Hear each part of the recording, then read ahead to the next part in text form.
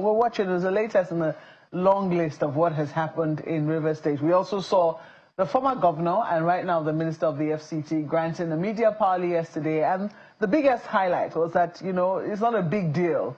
The heavens will not fall if the governor is impeached. Do you think that what is happening in Rivers State is, you know, politicians setting the grounds for the impeachment of the governor?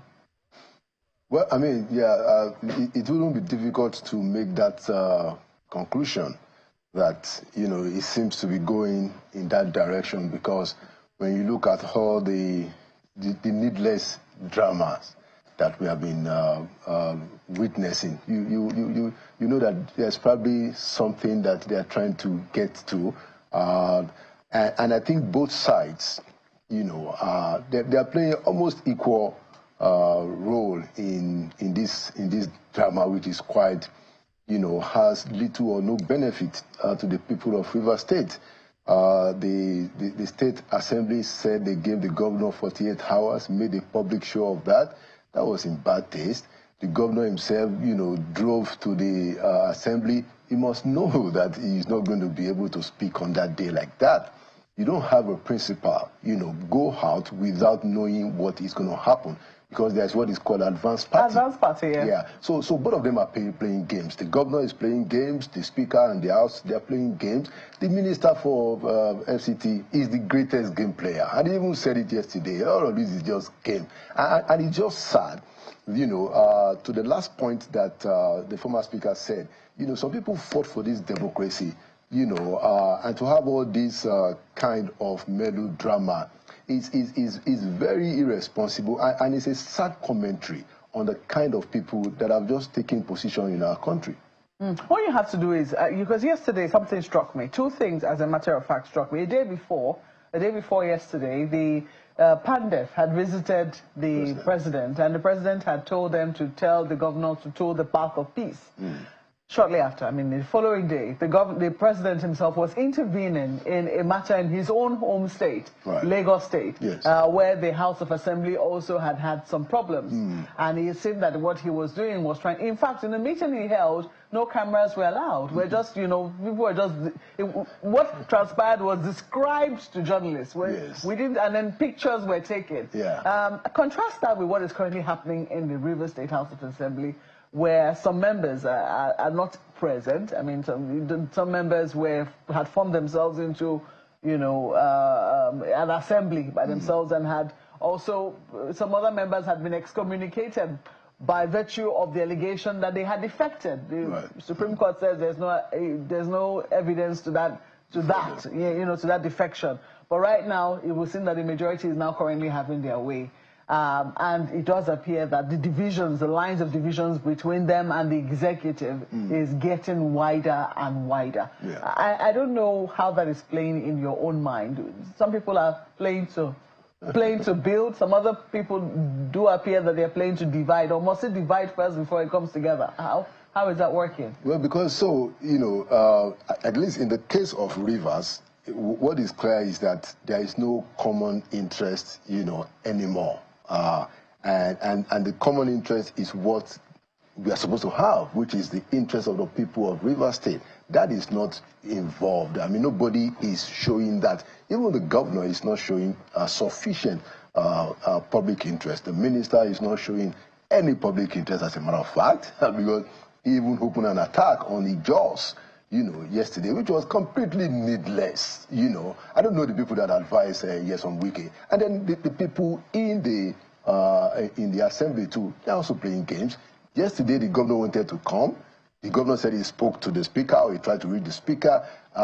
You know, the door was locked. You know, and then you guys still held the meeting on that same day. It just shows that everybody is just playing games, and it is so it's so heart-rending. Talking about the president. One of the problems about what happened in Rivers State is that the president had a meeting with with both parties, you know, the Wike faction and the governor's faction, and they signed an agreement. And one of the agreement was that, you know, they should withdraw their cases in court. It turns out from what we had that some of the cases were withdrawn, some were not withdrawn. And the case that has now gone to the Supreme Court, for which we are now seeing what happened, apparently was one of the cases that should have been withdrawn, but wasn't withdrawn. Fubara withdrew his own defense, which was a very foolish thing to do. Those who went to court did not withdraw the thing.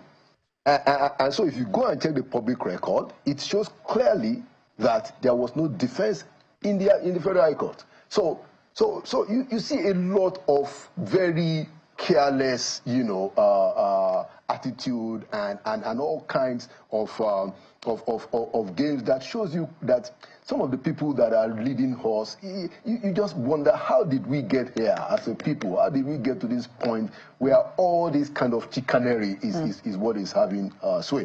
But if you compare what happened in Lagos, the people in Lagos have settled. You think they have. We saw all of them in a group photo. Yes, we didn't know what they said.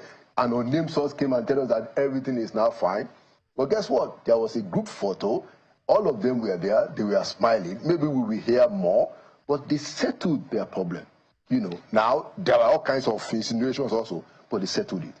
That's the kind of thing that we also need in Rivers State. Let Jason Wike also lead, just like the president has led. Let him lead. Let him find a way to bring everybody together. Find some kind of consensus so that the progress of the people of Rivers State can be sorted out.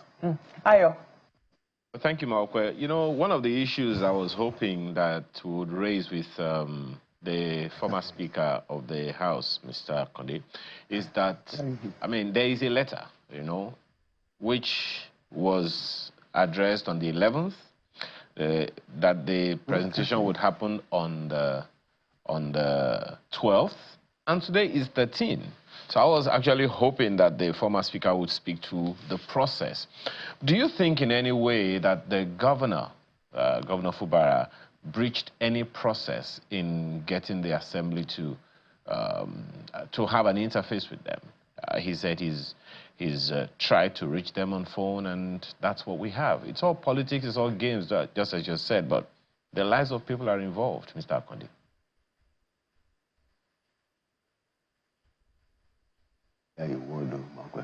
Can you hear me, well, Mr. Akande? Ayo, we lost you for most of it, but he just said the lives of the people are involved. At least I caught that last part. It's all politics, it's all games. But the lives of the people are involved. Yeah, of course, which is the reason why all of these people are in government, whether they were elected or they were appointed, whatever it is because of the lives of the people. And that's why we're saying that, look, they should find a way to resolve the matter. In the case of Rivers State, Supreme Court has said, look, this is what we recognize. Those guys are the assembly. Go and deal with them. Let the governor go and do what he needs to do. Let the assembly also understand that he is the governor and they have to work together. Let them reduce the tension. The people of Rivers State don't benefit from the tension, and I don't think it has to get to the point of having to threaten the governor, publicly. It's not decent. He's still the governor. And then the governor too should stop all this show. If you look at his video yesterday when they went to the assembly, he had already prepared what was going to happen. They already had a mic for him to speak. Come on. We are not kids. We understand this game, and it is irresponsible on the part of all of them to be treating the time and the resources of Rivers State this way. But in the same vein, of course, Malkwe raised what happened in the Lagos house with you. For me, all of this, at the end of the day, I don't know how they affect the price of tomatoes in the market, how they affect the price of fuel, and all of that. How do you see the issues between the governor, the executive arm of government, and the state legislature affecting the lives and livelihood of the people? Maybe that perspective will help people to know how important it is and how we should address them as quickly as possible. So, for instance, the Supreme Court has said that the governor should present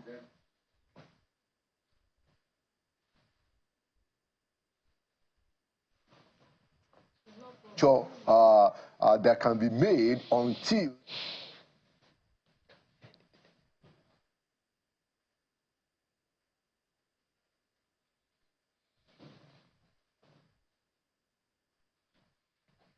Well, I know that in terms of health, higher education. They can't do a thing without the budgets being approved by the House. So that is one clear example of why it is important for all of these guys to get along. You know, cut the losses. You know, enough has been lost already. The former speaker who just spoke, you know, ahead of me, you know, this say that almost 2 years have been wasted in Rivers State. You know, so I guess everybody should just sit up. And we are asking Mr. Wike, is the head of all of this thing, and he is the major cause in all of this thing. He is the one that we are going to have to call out the most, because if he decides today, if Nyesom Wike decides today that there will be peace and progress and stability in Rivers State, guess what? It's going to happen. Because if he takes his position as a leader for everybody, this can happen. This is what the president did in Lagos. And that's what we want him to do in Rivers. Who do you think has the authority, the moral authority? Because in this instance now, when the president spoke to Pandef, he asked them to, you know, tell the governor to stoop to conquer. That was what he told the to Pandef leaders, right. Meaning that he thinks that the role right now is for Fubara. But for people who think that, you know, the president might be partial because, of course, the minister of the FCT is in his cabinet. Yeah. Who else do you think could be neutral enough in this matter to call both parties together and say you need to make peace? I think thank you for that question. We also need to tell the president that he is perceived to be partial because calling out only Fubara, you know, without calling Wike is partial, Mr. President. I mean, you have to call out Mr. Wike. You know, you are the president. You are the #1 citizen in this country. And we all regard you and we respect you.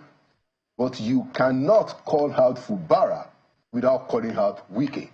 You know, both of them have to be equally held responsible. As a matter of fact, because Wike is the godfather, you have to call out Wike even much more. Because Wike has the capacity to talk to those legislators. And if Wike and Fubara get together, the matter will be solved. So, Mr. President, please don't just call Fubara. That's not fair. Call Wike also to order. I mean, look at the press conference. I mean, Wike was almost getting up. He was even going to do some bad to you. I was afraid maybe he was going to start, you know, getting up from his seat. He's so very, very inappropriate. And he said some very ridiculous things about the judiciary. He was talking about bribery on national television, that people were paying judges. Mr. President, you cannot ignore all of this nonsense. Fubara should be called out. You have done that, but you need to call Wike also to order. Well, I think it's a fine place to leave it. I don't know if Mr. President will hear you, but I hope he does and does something about it, because really what people want is peace in River State and the development of the state. Laolu Akande, we have to thank you so much for coming on the program this morning.